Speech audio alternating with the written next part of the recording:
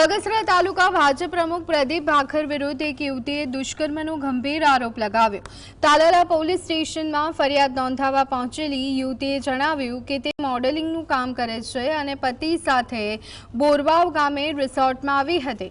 આ દરમિયાન પ્રદીપ ભાખરે જાહેરાતના બહાને તેમના પતિને બોલાવ્યા। રાત્રે ભોજન બાદ પતિને મિત્રનો ફોન આવતા તેઓ જતા રહ્યા। યુવતીના જણાવ્યા મુજબ પ્રદીપ ભાખરે રૂમમાં આવી પીણામાં કંઈક મેળવી અને પીવડાવ્યું અને તેની સાથે દુષ્કર્મ આચર્યું હતું। પોલીસે યુવતીની અરજી નોંધી અને વધુ તપાસ હાથ ધરી છે। બગસરાના ભાજપના પ્રમુખ છે પ્રદીપ ભાખર, જેણે બોરવાવ ગામમાં અમે રિસોર્ટની એડવર્ટાઇઝ માટે આવેલા હતા ત્યારે એણે મને થમ્સઅપમાં ખબર ને શું નાખીને પીવડાવી દીધું। મને બેભાન કરીને મારી ઉપર એણે દુષ્કર્મ કર્યું। મારા ફોટોઝ વિડીયો એણે બનાવી લીધા। મને એને બ્લેકમેલ કરીને એ ટાઈમે મને ચૂપ કરાવી દીધી।